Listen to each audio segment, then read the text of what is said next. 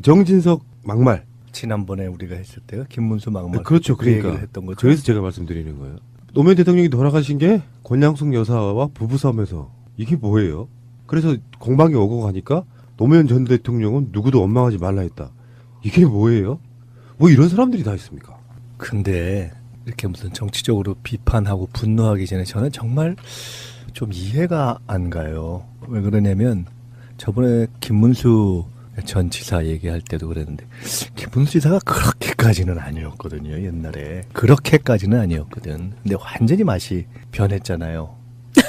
혹시 아시는 분이세요? 한 번이라도 개인적인 인연이 있으세요? 김문수? 아니 그럼 다 알죠. 우리 현대변인님요. 저는 잘 몰라요 그런 사람. 그 옛날에 민중당하고 그랬잖아요. 저는 그런 사람 앞에 나타나면 피해서 다른 방향으로 가요. 근데 참 이상해. 저는 정말 이상해. 이게 그러니까 그야말로 이해가 안 가는 거예요. 그렇게까지는 아니었거든. 근데 그래서 제가 지난번에 참 이상하다 했는데 정진석 의원도 옛날에 그렇게까지는 아니었어요.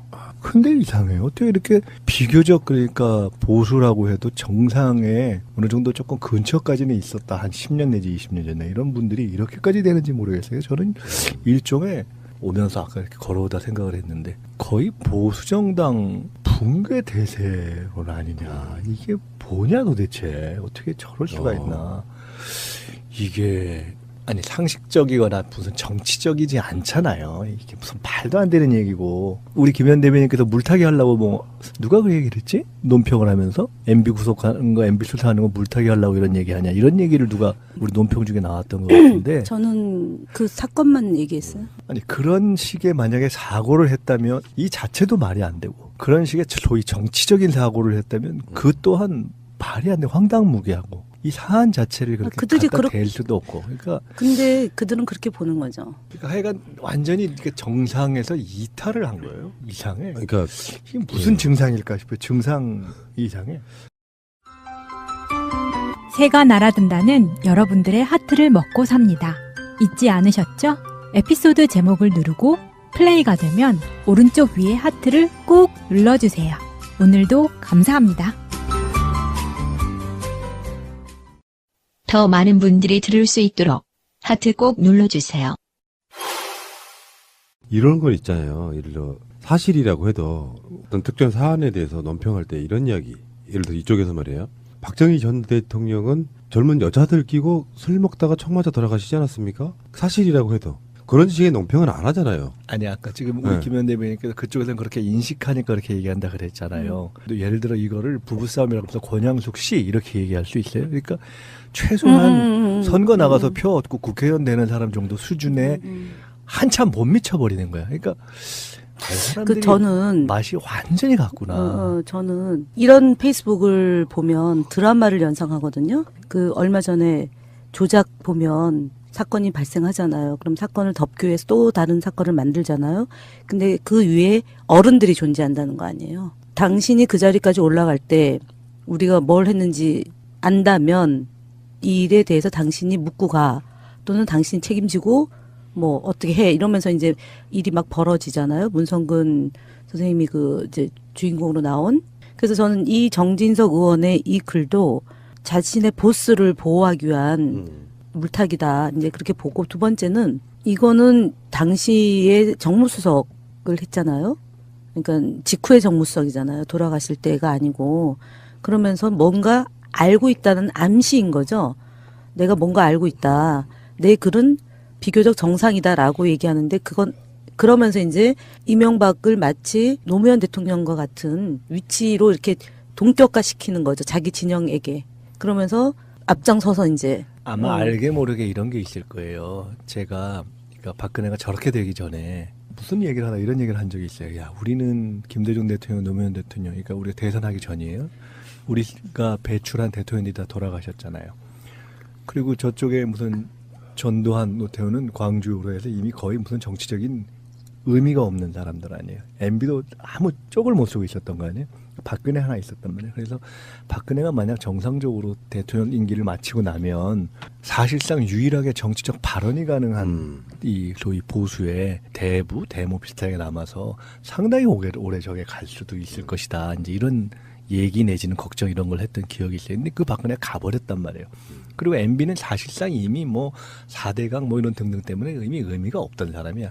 근데 그럼에도 불구하고 이제 박근혜가 저렇게 되니까 본인 내지는 그 주변에서는 그래도 어떻게 뭔가 이게 뭐 아무런 비빌 데가 없으니까 그걸 뭔가 다시 조금 이렇게 하는데 살리는데 내지는 보수의 나름 근거의 하나로 가야 된다는 일종의 생존을 위한 그런 어떤 생각들이 있었을지 몰라요.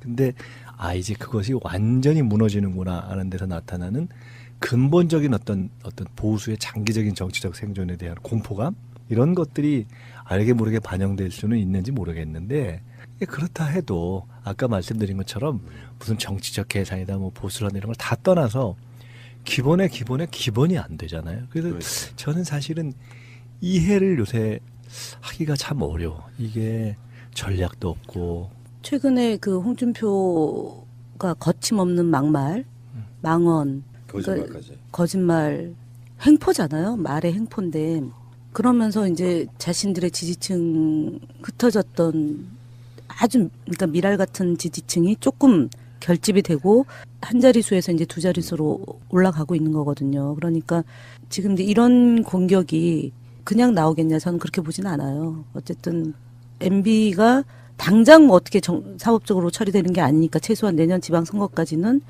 MB를 중심으로 그나마 소위 보수 진영이 결집해서 갈 수밖에 없다는 것 속에서 이제 MB 필살기로 살려야 되겠다, 보호해야 되겠다, 이제 이런 거의 일환으로 보고. 역으로는 이제 그런데 네. 저게 살기 위한 극악수인데, 근데 저게 크게 보면은, 그러니까 어떻게 보면 한국 제가 아까 그래서 보수 정당, 보수 정치 세력 붕괴 대세가 느껴진다 저는 이렇게 얘기한 게 그런 것이 가질 수밖에 없는 최후의 그게 어떤 극단적인 결국은 스스로를 전체 흐름과 격리시키는 길로 가는 거거든요. 그러니까 소위 얘기하는 자기들이 정말 살아보려고 한다면 가질 수 있는 보수의 뭔가 재편 내지 통합 이런 것에서는 길이 점점점 멀어지는 길로 가는 거예요. 지금 저렇게 하니까 어떻게 보면 이번에 아마 김명수 대법관 이후의 상황에 대한 정치적인 이거 진짜 이것도 안 되는구나 이런 것이 영향을 미쳤을 거예요. 국민의당 심지어 바른정당 일부에서도 느낌상 이건 조금 심하지 않느냐 이런 식의 지금 느낌과 반응들이 있단 말이에요. 그러니까 이 정진석 발언요? 네. 그렇죠. 예. 그러니까 사실은 정상적인 보수 전략을 쓴다면 이거는 보수의 회생으로는 점점 안 되는 길로만 가는 거예요. 우리 이제 당해왔던 세월이 있어가지고 쟤들도 무슨 음모 있네 이런 것보다는 일단 엄청 몰려 있다는 반증처럼 보여요. 그게 첫 번째인 것 같고, 그러니까 무리수를 두는 건데 하나 더는 이 사람들은 지금 그 노무현 대통령 돌아가신 부분 이런 부분을 원래 그렇게 인식하고 있었구나라는 생각이 좀 들었거든요. 그러니까 자기들 합리화시키기 위해서, 그러니까 이명박 정치적으로 이렇게 타살 부정하고 항상 노무현 대통령 그렇게 돌아가신 거 아니야? 그렇게 죽은 거 아니야? 이렇게 인식해왔던 게 그냥 은연중에 나온 것 같고요. 그렇죠. 그 문제는 이제 물타기가 이런 거잖아요. 이명박 온갖 비리들이 사실은 박근혜보다 더 이렇게 임목적으로 쏠려 있잖아요. 국정원이네 뭐네 해가지고. 그래서 지금 강효상이 그랬잖아요. 이제라도 노무현 전 대통령 뇌물 사건의 진실을 밝히자. 어제 그 논평에서 나온 말 중에 하나가 그래서 박연차한테 돈을 안 받았다는 거냐? 뭐 이런 식의 오팅을 쓰고 있어요. 그러니까요. 네. 이건 좀 설명이 굉장히 곤란한데, 그래서 이쪽 분들도 가끔씩은 동조하실 분들이 있을 수 있는데요. 예를 들면 우리가 방송을 많이 했던 것처럼 뇌물이라고 하면 그게 대가성이 중요한 부분이라서 그걸 입증을 못해서 결국 검찰이 포괄적 뇌물죄란 말을 썼단 말이에요.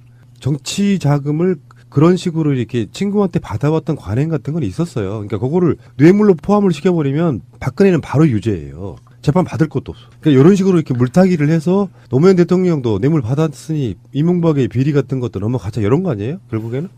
하여간 정진석 20일 날 이제 올렸던 페이스북 글을 어저께 다시 이제 글을 썼잖아요. 변명이라고 한 거죠. 예, 또. 예. 해명이죠. 사실은 여기에 내용이 보면 조호연 비서관이 여사님께서 이제 유감이다라는 것을 전하기 위해서 전화를 한 거잖아요.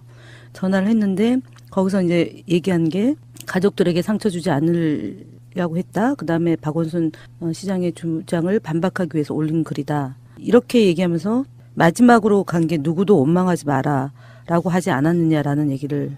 그 비열한 놈. 이게 아이씨. 저는 물론 첫 번째 페이스북에서 정말 제가 소위 이 이명박 진영에 있는 사람들이 사악하고 정말 그 졸렬하고 쓸 수 있는 모든 형언할 수 있는 표현을 그동안 많이 이제 뭐 논평을 하건 뭐 얘기를 해왔는데 그날 거는 정말 가히 충격이었거든요. 20일 날. 근데 어저께 거는 20일 날 페이스북에 받은 충격에 플러스 더 알파가 된 거예요. 네. 조현 비서관이 여사님이 매우 불편해한다라는 얘기를 하면 다음날 글은 보통의 인간이라면 죄송하게 됐다. 그러나 어쨌든 법적인 책임은 자신이 어쨌든 그 부분만큼은 법적인 책임을 질 수밖에 없다. 다만 뭐 이렇게 해서 몇 줄이 나가는 게 아니 보통의 뭐 다 하더라도 보통의 맨 마지막에 경우인데 하고 나서 근데 아무도 이게 원망하지 말라는 마치 자기 같은 놈이 한 것까지를 지금 되싸서 했다는 아니 게 그러니까요. 이거는 진짜 말종인 거죠. 말종이. 그래서 저는 이게 본인이 썼을 수도 있지만 아까 얘기했던 그 조작 드라마의 단면으로 비춰지는 거죠. 누군가에 의해서 이거는 본인이 썼을 거예요. 아니 썼는데 집단적으로 이런 거는 수기 하에 그럴 수 작성된 있어요. 문건이다라고 본다는 아니, 거죠. 그러니까 그 저는 대변인님의 분노를 정말 이해하겠는데 가이드라인을 갖고 가는 거라고요. 이거. 어떻게 죄를 진자 입에서 누구도 원망하지 말아라는 이야기가 나옵니까? 정말 비열하고요. 제가 최근에 느낀 건데 저희 방송이 그 지금 자유한국당 모 국회의원한테 무슨 건으로 고소를 당한 상태예요. 방송 내용 때문에. 근데 속으로 얘들이 왜 박근혜 때는 가만히 있다가 지금 고소를 할까 생각을 해보니까 몰려 있긴 몰려 있어요. 그러니까 자기들을 보호할 법적 장치가 없으니까 그게 사실이든 아니든 명예훼손에 해당된다고 해서 지금 고소를 해놔서 경찰서에 가서 제가 그랬어요. 이게 고소건이 됩니까? 라고 그랬더니 그래도 고소 들어왔는데 어떡해요. 그러니까 일단 귀찮게 하겠다 이런 거거든요. 법적으로 뭐 어떻게 대단하게 뭐가 날 사안도 아닌데도 막 고소 걸어놓고 여기저기서 이렇게 잡아두고 있는 측면을 제가 보아서 이 정진석 같은 사람들은 자기들이 어떤 권력을 잃어버린 것에 대한 이제서야 뭐랄까 그 느끼는 공황 상태가 저는 아닐까. 무슨 논의를 거쳐 뭐 가이드라인 어쩌고 이렇게 별로 안 봐요. 네. 그러니까 우리가 옛날에는요. 우리가 가졌던 인식 중에 하나가 한참 동안 정말 이 보수가 어떤 이 정권을 유지하는 거대한 일종의 메커니즘, 거대한 머신 이런 게 있어서 정말 경험도 있고 훈련도 돼 있고 뭐 국정원을 중심으로 해서 이 딱 정권을 유지하고 끌어가는 전체적인 전략 컨트롤 타워도 있고 그래서 정말 우리가 해도 참 끌고 가기 어렵다. 그런 생각을 했던 적도 있고 또 실제로 그런 측면이 있었어요. 근데 지난 박근혜 후반기 이후부터 이렇게 무너지는 과정과 정권이 교체되고 나서 지금 전체 흐름을 이렇게 놓고 보면 게다가 저쪽 대응하는 것을 놓고 보면 제가 아까 말씀드린 것처럼 저는 이건 일종의 대세로서 불기한다. 네. 그리고 그 과정에서 시대의 맨 마지막 차를 타고 있던 자들이 지금 자한당에 남아있는 거란 말이에요. 그러니까 그 정신과 멘탈 전체가 다 붕괴하는 것이어서 저거는 그런 무슨 뭐 전략적인 것도 있겠죠. 근데 저거는 붕괴 과정에 정말 극악한 병리적인 증상들이 계속 나타나야 된다고 할까? 예. 이렇게 보면 근데 그렇게 얘기하고 나니까 좀 안 좋네. 왜냐하면 저게 계속된다는 얘기네. 앞으로. 여기 문구 중에 예. 노무현 대통령의 죽음을 애통해 할수록 전직 대통령에 대한 수사나 사법 처리 또한 신중해야 한다고 저는 믿습니다. 짜고 치는 거라니까요. 현직 서울시장이 이명박 전 대통령을 고소고발하고 문성근 김유아 씨 같은 분들이 동참하는 여론몰이식 적폐청산이 나라의 무슨 보탬이 되겠습니까? 그러니까요. 한쪽이 한쪽을 무릎 꿇리는 적폐청산은 이 사람이 나올 수 없어. 사회적 갈등과 분열을 증폭시키는 악순환을 반복시킬 정진석 뿐입니다. 머리에서 나올 수 없다. 아니 그러니까 한 사람이라 보니까 집단이라니까요 이게. 제가 지금 그 그래. 친이계로서 그 정치적인 위상이 좀 있는 사람이 이 사람이 지금 현역 중에는 그렇죠. 현역 중에는 그렇죠. 정무석 했던 그러니까 이명박의 최근의 어떤 사회적 상황에 대한 이명박의 대변인격 이렇게 그 보는 게 브레인이죠. 맞겠죠. 나름 하고 싶은 그다음에- 얘기를 하는 거겠죠. 이 언론인 출신 아닙니까? 네. 그러니까 지금 이제 강효상 대변인은 당 대변인이고 여기는 이제 대변인격. 격이라고 봐야 돼서 저는 사실은 이게 되게 하나하나 뜯어 봐야 돼요. 이 문장을 물론 이제 말 같지 않은 문장이라서 그냥 치부해 버릴 수도 있지만 이제 이후에 어떻게 싸움을 걸어올지에 대한 방향타다고 그러네요. 보는 거예요. 저는. 이거 보면서 제가 느꼈던 건 딱 하나예요. 친일파 청산할 때 하려고 할 때 예를 들면 반민특위 같은 게 생겼을 때 딱 이런 논리로 그것을 저지했지 않을까 이런 생각이 들었단 말이에요. 과거는 묻자 이거 아니에요. 근데 이런 거 일일이 그렇게 논리적으로 대응할 필요 없어요. 아까 말씀처럼 무슨 아까 무슨 포괄적 뇌물죄 이런 거까지 설명하시고 그러는데 그냥 이거는 헛소리 한 거예요. 아니 소설을 써가지고. 그거는 맞아요. 그러니까 대응은 소설을 써가지고 헛소리 하는 건데 뭐 이렇게 막 너무. 아니 그래서 제가 사실은 금요일 날 이 얘기를 쓴 거는 20일인데 저희가 20날이 그 김명수 대법원장 인준 동의한 전날이라서 모든 게 다 그쪽으로 가 있어서 미처 발견을 저희가 놓쳤다가 다음 날 이제 언론 보도에 나고 기자들로부터 연락을 받아 방송 출연하고 나오는데 막 연락이 와서 숨이 턱 막혔죠. 인용하기조차도 어려운 맞아요. 거였어요. 그래서 사실 제가 논평에 그 말을 인용을 안 하고 그 법적, 정치적, 도덕적 책임을 져야 할 거다라고 했더니 정진석 의원 당에서 고소고발을 하면 그에 상응하는 대응을 하겠다 이렇게 얘기를 했다는 거죠. 그리고 이제 그게 이제 여기도 있는데 이게 당에서 고소고발할 사안이 아니잖아요. 본인 당사자가 네. 하는 거잖아요. 당사자든 가족들이 관계자, 할 수밖에 친구. 없는 건데 이제 당을 끌고 들어오는 거예요. 이 사람은 당을 끌고 들어오고 이제 이렇게 하는 건데 하여간 어쨌든 간에 이 정진석 의원의 발언을 필두로 저는 이제 이명박이 마치 정치적 희생양인 양 이제 만들어서 이제 물타기뿐만 아니라 이제 뭐 국정조사 하자 또 그러겠죠. 이것도 지난번 언론 할 때 국정조사 하자 뭐 재수사 하자 이제 이런 건데 이제 의원들이 이 얘기에 대해서 다양한 의견들을 이제 페이스북을 통해서 또는 트윗을 통해서 이제 의견을 제시하는데 이제 고민을 좀 깊이 해서 대응 방안을 그러니까 저는 사실은 이명박에 대한 철저한 수사와 응분의 책임을 묻는 것이 정진석 의원의 이 페이스북에 대한 우리의 자세다라고 보는 거죠. 그 지금 정진석 씨가 페이스북에 이런 거를 막 쓰고 있던 그 시점 방송하는 시점으로 보면 어제 서울 곳곳에서 친박 단체들 시위 있었거든요.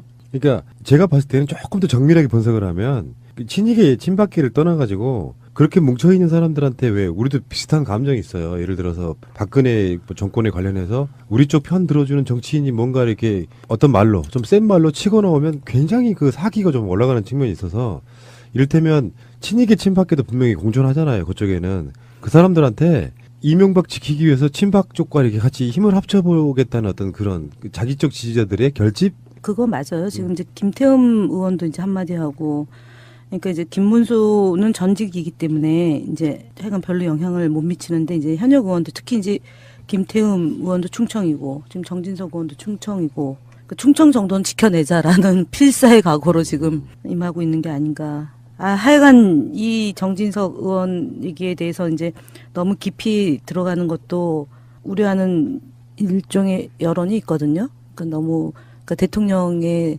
순방 외교가 이 정진석 의원의 말 한마디 말 때문에 묻히는 거 아니냐라고 얘기하는 분도 있는데 그건 그거고 이건 이거다. 이제 그 각도에서 대통령의 순방이 제대로 평가되고 그건 이제 여야 영수회담을 통해서 다시 한번 재조명될 건데 하여간 이번 주말에는 이 정진석 의원의 이 발언이 저는 개인적으로 개인의 일탈행위도 있을 수 있겠지만 물론 성과는 크게 없을 거라고 봐요. 함에도 불구하고 이런 흐름을 잘 계속 들여다봐야 돼. 나오겠죠. 분명히 지금 말씀하신 그런 정서나 어떤 분위기 이게 쭉 광범하게 있는 거기 때문에 그다음에 아까 프라님 말씀하신 것처럼 속으로 그렇게 생각해 온 것이 드러나는 거죠. 그러니까 하는데 그것을 그 사안 그 자체에 대해서 전혀 얼토당토 않은 면만 딱 찍어서 우리가 아주 강하게 공격하고 사안 별로 정리해버려야지.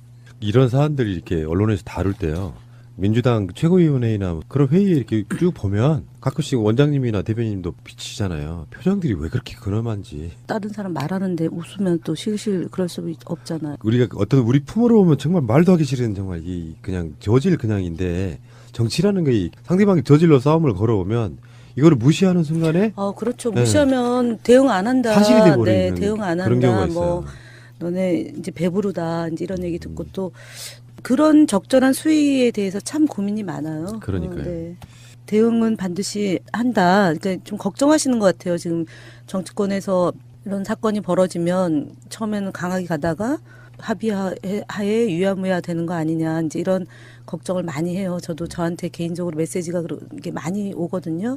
절대 그런 일 없을 거다. 그다음에 특히 지난번에 국민의당이 그 여사님 친인척이 임용돼 있다라는 말 때문에 고발한 게 있는데 그거는 이제 당에서 한 게 아니고요.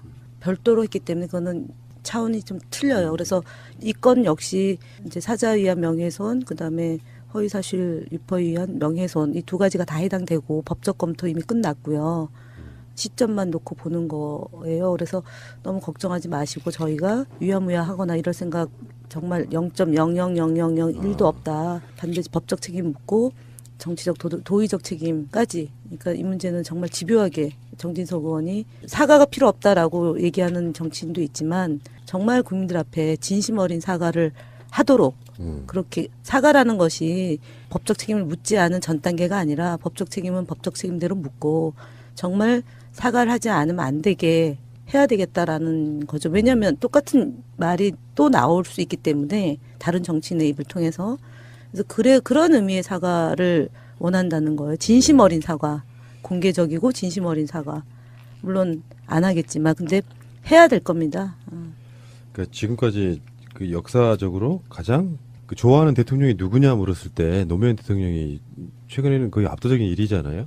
그 비통하게 돌아가신 거에 대한 국민적인 공감 이런 게 있을 것 같고 저는 그 이번에 정진석을 보면서 조현호 떠올리거든요. 실제로 무슨 비자금에 차명 기자전 해가지고 실형사였던 걸로 기억하는데 살고 있죠. 네, 아직도 살고 있습니까? 그럼요. 정진석 씨 뜨끔하시겠어요 지금. 근데 이거는 참 이게 죄송합니다만 또 현역 의원이라서 체포동의안이 국회에서 상정이 돼야 돼서 열받네. 그렇죠. 물론 체포동의안 문제는 있지만 저게 완전 허위사실에 의한 소설을 그냥 완전히 갖다가 내뱉은 것이 돼서 그것 자체를 아까 말씀처럼 명백하게 법적 대응하면 큰 피해갈 수 없을 거예요. 구속? 아니 그 구속이냐 체포해 구속 안 당하더라도 안 당하더라도 계속 이제 법원에 불려다니고. 아니 그러니까 저는 제가 얘기하는 게 법적 책임은 끝까지 묻는다라는 것은 변함없는 다만 거고. 이제 체포를 못하는 게 지금 속상하다 그거 아니에요. 그거죠. 네. 그러니까 의원직을 지속적으로 갖고 정치행위를 한다라는 거에 대해서 사람들이 정말 국민들이 분노를 느끼는 거잖아요. 그래서 그 부분은 지금 이제 현재 그분의 신분 때문에 그런 게 있어서 그래서 제가 볼 때는 더 빠른 게 이명박 대통령에 대해서 책임을 묻는 것.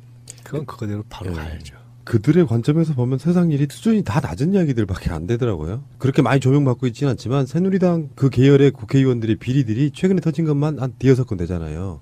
이해웅부터 시작해서 권성동도 시작해서 최근에 원유철도 있고요. 그러니까 그런 식으로 어떤 비리가 일상화되어 있는 집단들에는 세상의 모든 게 다 이런 관점인 거예요. 자기 자신이 가던 어떤 식당에 단골 식당까지 세무사찰을 받는 그런 압박을 당하면서 내가 그냥 차라리 어떻게 해야 되겠다라고 어떤 뭔가를 짊어지고 가는 정치적 도의랄까? 그런 진정성 같은 것들에 대한 관점이 없어요. 이 사람들은. 이명박이 노무현 대통령이 죽였지 하는 것들에 대한 지들끼리의 수년 동안의 쉴드는 뇌물 받아가지고 영부인하고 싸워서 자살. 정진석 막말. 지난번에 우리가 했을 때가 김문수 막말. 그렇죠. 그 그러니까 얘기를 했던 거죠. 그래서 제가 말씀드리는 거예요. 노무현 대통령이 돌아가신 게 권양숙 여사와 부부싸움에서 이게 뭐예요? 그래서 공방이 오고 가니까 노무현 전 대통령은 누구도 원망하지 말라 했다. 이게 뭐예요? 뭐 이런 사람들이 다 있습니까?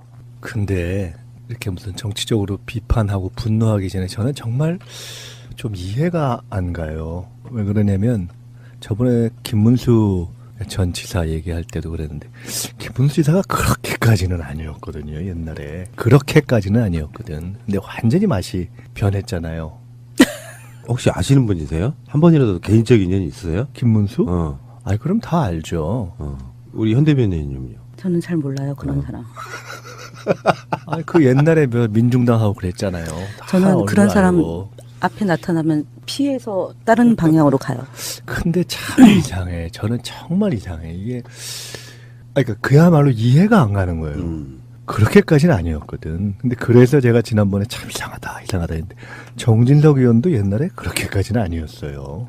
근데 이상해요. 어떻게 이렇게 비교적 그러니까 보수라고 해도 정상에 어느 정도 조금 근처까지는 있었다. 한 10년 내지 20년 전에 이런 분들이 이렇게까지 되는지 모르겠어요. 저는 일종의 오면서 아까 이렇게 걸어오다 생각을 했는데 거의 보수정당 붕괴 대세론 아니냐. 이게 뭐냐 도대체. 어떻게 저럴 수가 있나.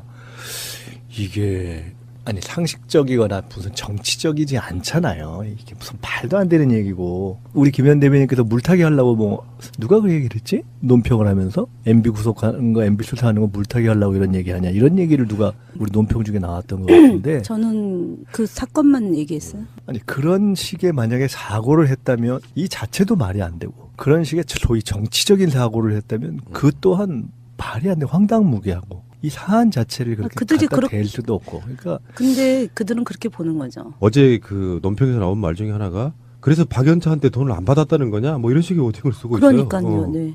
이건 좀 설명이 굉장히 곤란한데 그래서 이쪽 분들도 가끔씩은 동조하실 분들이 있을 수 있는데요. 예를 들면 우리가 방송을 많이 했던 것처럼 뇌물이라고 하면 그게 대가성이 중요한 부분이라서 그걸 입증을 못해서 결국 검찰이 포괄적 뇌물죄란 말을 썼단 말이에요. 정치 자금을 그런 식으로 이렇게 친구한테 받아왔던 관행 같은 건 있었어요. 그러니까 그거를 뇌물로 포함을 시켜버리면 박근혜는 바로 유죄예요. 재판 받을 것도 없어. 그러니까 이런 식으로 이렇게 물타기를 해서 노무현 대통령도 뇌물 받았으니 이명박의 비리 같은 것도 넘어가자 이런 거 아니에요? 결국에는? 하여간 정진석 20일 날 이제 올렸던 페이스북 글을 어저께 다시 이제 글을 썼잖아요. 변명이라고 한 거죠. 예, 또. 예. 해명이죠. 사실은 여기에 내용이 보면 조호연 비서관이 여사님께서 이제 유감이다라는 것을 전하기 위해서 전화를 한 거잖아요. 전화를 했는데 거기서 이제 얘기한 게 가족들에게 상처 주지 않으려고 했다. 그다음에 박원순 시장의 주장을 반박하기 위해서 올린 글이다. 이렇게 얘기하면서 마지막으로 간 게 누구도 원망하지 마라라고 하지 않았느냐라는 얘기를. 아, 그 비열한 놈. 이게 아이씨. 저는 물론 첫 번째 페이스북에서 정말 제가 소위 이 이명박 진영에 있는 사람들이 사악하고 정말 그 졸렬하고 쓸 수 있는 모든 형언할 수 있는 표현을 그동안 많이 이제 뭐 논평을 하건 뭐 얘기를 해왔는데 그날 거는 정말 가히 충격이었거든요. 20일 날. 근데 어저께 거는 20일 날 페이스북에 받은 충격에 플러스 더 알파가 된 거예요. 네. 조호연 비서관이 여사님이 매우 불편해한다라는 얘기를 하면 다음날 글은 보통의 인간이라면 죄송하게 됐다. 그러나 어쨌든 법적인 책임은 자신이 어쨌든 그 부분만큼은 법적인 책임을 질 수밖에 없다. 다만 뭐 이렇게 해서 몇 줄이 나가는 게 아니 보통에 뭐 다 하더라. 나오겠냐. 저는 그렇게 보진 않아요. 어쨌든 MB가 당장 뭐 어떻게 사법적으로 처리되는 게 아니니까 최소한 내년 지방선거까지는 MB를 중심으로 그나마 소위 보수 진영이 결집해서 갈 수밖에 없다는 것 속에서 이제 MB 필살기로 살려야 되겠다, 보호해야 되겠다, 이제 이런 거의 일환으로 보고. 역으로는 이제 그런데 예. 저게 살기 위한 극악수인데, 근데 저게 크게 보면은, 그러니까 어떻게 보면 한국 제가 아까 그래서 보수 정당, 보수 정치 세력 붕괴 대세가 느껴진다 저는 이렇게 얘기한 게 그런 것이 가질 수밖에 없는 최후의 그게 어떤 극단적인 결국은 스스로를 전체 흐름과 격리시키는 길로 가는 거거든요. 그러니까 소위 얘기하는 자기들이 정말 살아보려고 한다면 가질 수 있는 보수의 뭔가 재편 내지 통합 이런 것에서는 길이 점점점 멀어지는 길로 가는 거예요. 지금 저렇게 하니까 어떻게 보면 이번에 아마 김명수 대법관 이후의 상황에 대한 정치적인 야 이거 진짜 이것도 안 되는구나 이런 것이 영향을 미쳤을 거예요. 국민의당 심지어 바른정당 일부에서도 느낌상 아 이건 조금 심하지 않느냐 이런 식의 지금 느낌과 반응들이 있단 말이에요. 그러니까 이 정진석 발언요? 네. 그렇죠. 예. 그러니까 사실은 정상적인 보수 전략을 쓴다면 이거는 보수의 회생으로는 점점 안 되는 길로만 가는 거예요. 우리 이제 당해왔던 세월이 있어가지고 쟤들도 무슨 음모 있네 이런 것보다는 일단 엄청 몰려 있다는 반증처럼 보여요. 그게 첫 번째인 것 같고, 그러니까 무리수를 두는 건데 하나 더는 이 사람들은 지금 그 노무현 대통령 돌아가신 부분 이런 부분을 원래 그렇게 인식하고 있었구나라는 생각이 좀 들었거든요. 그러니까 자기들 합리화시키기 위해서 그러니까 이명박 정치적으로 이렇게 타살 부정하고 항상 노무현 대통령 그렇게 돌아가신 거 아니야? 그렇게 죽은 거 아니야? 이렇게 인식해왔던 게 그냥 은연중에 나온 것 같고요. 그렇죠. 그 문제는 이제 물타기가 이런 거잖아요. 이명박 온갖 비리들이 사실은 박근혜보다 더 이렇게 임목적으로 쏠려 있잖아요. 국정원이네 뭐네 해가지고. 그래서 지금 강효상이 그랬잖아요. 이제라도 노무현 전 대통령 뇌물 사건의 진실을 밝히자. 그러니까 하여간 완전히 이렇게 정상에서 이탈을 한 거예요. 이상해. 그러니까 이게 무슨 예. 증상일까 싶어요. 증상 이상해. 새가 날아든다는 여러분들의 하트를 먹고 삽니다. 잊지 않으셨죠? 에피소드 제목을 누르고 플레이가 되면 오른쪽 위에 하트를 꾹 눌러주세요. 오늘도 감사합니다. 더 많은 분들이 들을 수 있도록 하트 꼭 눌러주세요. 이런 건 있잖아요. 예를 들어 사실이라고 해도 어떤 특정 사안에 대해서 논평할 때 이런 이야기. 예를 들어 이쪽에서 말이에요. 박정희 전 대통령은 젊은 여자들 끼고 술 먹다가 총 맞아 돌아가시지 않았습니까? 사실이라고 해도 그런 식의 논평은 안 하잖아요. 아니 아까 지금 우리 네. 김현 대변인께서 그쪽에서는 그렇게 인식하니까 그렇게 얘기한다 그랬잖아요. 또 예를 들어 이거를 부부싸움이라고 해서 권양숙 씨 이렇게 얘기할 수 있어요. 그러니까 최소한 선거 나가서 표 얻고 국회의원 되는 사람 정도 수준에 한참 못 미쳐버리는 거야. 그러니까 사람들이 저는 맛이 완전히 같구나. 저는 이런 페이스북을 보면 드라마를 연상하거든요. 그 얼마 전에 조작 보면 사건이 발생하잖아요. 그럼 사건을 덮기 위해서 또 다른 사건을 만들잖아요. 근데 그 위에 어른들이 존재한다는 거 아니에요. 당신이 그 자리까지 올라갈 때 우리가 뭘 했는지 안다면 이 일에 대해서 당신이 묻고 가, 또는 당신이 책임지고 뭐 어떻게 해, 이러면서 이제 일이 막 벌어지잖아요. 문성근 선생님이 그 이제 주인공으로 나온. 그래서 저는 이 정진석 의원의 이 글도 자신의 보스를 보호하기 위한 물타기다, 이제 그렇게 보고, 두 번째는 이거는 당시에 정무수석을 했잖아요. 그러니까 직후의 정무수석이잖아요. 돌아가실 때가 아니고. 그러면서 뭔가 알고 있다는 암시인 거죠. 내가 뭔가 알고 있다. 내 글은 비교적 정상이다라고 얘기하는데, 그건 그러면서 이제 이명박을 마치 노무현 대통령과 같은 위치로 이렇게 동격화 시키는 거죠. 자기 진영에게. 그러면서 앞장서서 이제 아마 알게 모르게 이런 게 있을 거예요. 제가 그러니까 박근혜가 저렇게 되기 전에 무슨 얘기를 하나 이런 얘기를 한 적이 있어요. 야, 우리는 김대중 대통령, 노무현 대통령, 그러니까 우리가 대선하기 전이에요. 우리가 배출한 대통령이 다 돌아가셨잖아요. 그리고 저쪽에 무슨 전두환, 노태우는 광주로 해서 이미 거의 무슨 정치적인 의미가 없는 사람들 아니에요. MB도 아무 쪽을 못 쓰고 있었던 거 아니에요. 박근혜 하나 있었단 말이에요. 그래서 박근혜가 만약 정상적으로 대통령 임기를 마치고 나면 사실상 유일하게 정치적 발언이 가능한 이 소위 보수의 대부, 대모 비슷하게 남아서 상당히 오래 저게 갈 수도 있을 것이다. 이제 이런 얘기 내지는 걱정 이런 걸 했던 기억이 있어요. 근데 그 박근혜가 가버렸단 말이에요. 그리고 MB는 사실상 이미 뭐 4대강 뭐 이런 등등 때문에 의미가 없던 사람이야. 근데 그럼에도 불구하고 이제 박근혜가 저렇게 되니까 본인 내지는 그 주변에서는 그래도 어떻게 뭔가 이게 뭐 아무런 비빌 데가 없으니까 그걸 뭔가 다시 조금 이렇게 하는데 살리는데 내지는 보수의 나름 근거의 하나로 가야 된다는 일종의 생존을 위한 그런 어떤 생각들이 있었을지 몰라요. 근데 이제 그것이 완전히 무너지는구나 하는 데서 나타나는 근본적인 어떤 보수의 장기적인 정치적 생존에 대한 공포감, 이런 것들이 알게 모르게 반영될 수는 있는지 모르겠는데, 그렇다 해도 아까 말씀드린 것처럼 무슨 정치적 계산이다 뭐 보수라는 이런 걸 다 떠나서 기본이 안 되잖아요. 그래서 그렇죠. 저는 사실은 이해를 요새 하기가 참 어려워. 이게 전략도 없고. 최근에 그 홍준표가 거침없는 막말, 망언, 거짓말까지. 거짓말 횡포잖아요. 말의 횡포인데, 그러면서 이제 자신들의 지지층 흩어졌던 아주 그러니까 미랄 같은 지지층이 조금 결집이 되고 한 자릿수에서 이제 두 자릿수로 올라가고 있는 거거든요. 그러니까 지금 이제 이런 공격이 그냥